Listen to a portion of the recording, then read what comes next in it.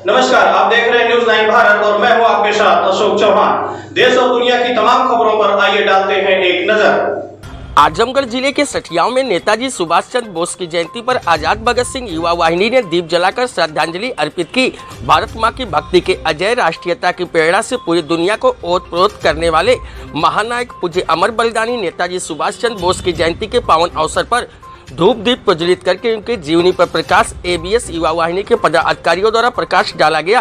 संस्था के संस्थापक अवनीश पांडे ने कहा कि देश जब गुलामी की जंजीरों में जकड़ा हुआ था तब नेताजी का जन्म 23 जनवरी 1997 को हुई और गुलामी की चेतावनी को बचपन से अस्वीकार करते हुए ये संकल्प लिया कि भारत माता को मैं आज़ाद कराऊंगा और आज़ाद हिंद फौज की स्थापना की और उस फौज का नारा था, तुम मुझे खून दो मैं तुम्हें आज़ादी दूंगा।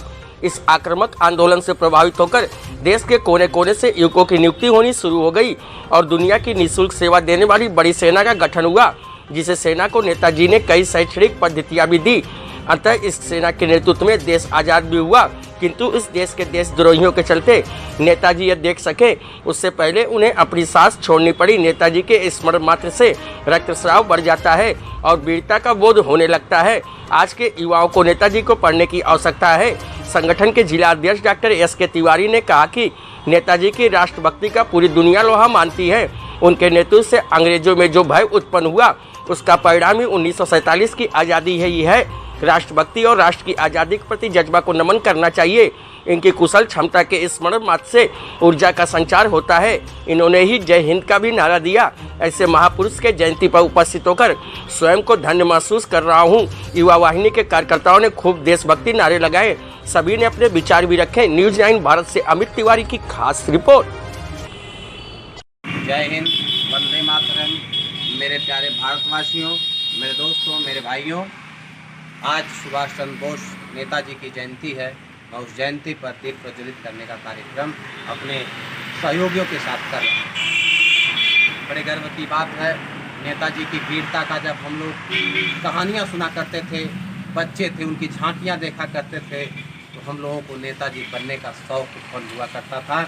यह निश्चित है कि हम महापुरुषों को जब पढ़ते हैं तो उनकी वीरता, उनका प्रेरणादायक यह हुआ कार्य हमें याद आता है। स्मृतियों में हम लोग अपने जीवन में परोसते हैं। हम सुनते हैं कि नेताजी पूरी दुनिया में बिना वेतन के कुछ ही दिन में एक बहुत बड़ी सेना का गठन किया था और उन्होंने एक नारा दिया था कि तुम मुझे खून दो मैं तुम्हें आज़ादी दूंगा। ऐसे नारे के बाद भी हमारे देश की न जाने कितनी नारियां, न जाने कितनी माताएं नेताजी को आमंत्रित करते थे और उनसे कहते थे कि नेताजी, मैं अपने लड़के को आपकी सेना में भर्ती करवाना चाहती हूँ और मैं चाहती हूँ कि मेरा लड़का अगर मरे तो आपके इस सेना के बीच देश में लड़ते हुए मरे।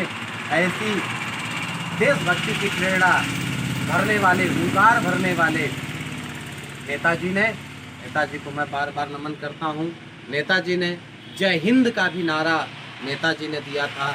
नेताजी आज भी हम लोगों के बीच में उसी तरीके से जीवित और अमर हैं, हर प्राणों में बसते हैं, हर देशभक्त के लोगों और व्यक्तियों में बसते हैं। इसलिए हम लोग नेताजी को हमेशा याद करके ऊर्जावान होते हैं और हमें ऐसे लोगों को पढ़ना चाहिए, याद करना चाहिए। आज के युवाओं को इनसे सीखना चाहिए। नेताजी को अगर आप पढ़ेंगे तो राष्ट्र की भावनाएं आपके अंदर कूट कूट के भरेंगी। इसी के साथ मैं चाहूँगा कि मैं सत सत नमन करते हुए सादर वंदे मातरम अपनी वाणी को विराम देता हूँ। जय हिंद, जय भारत।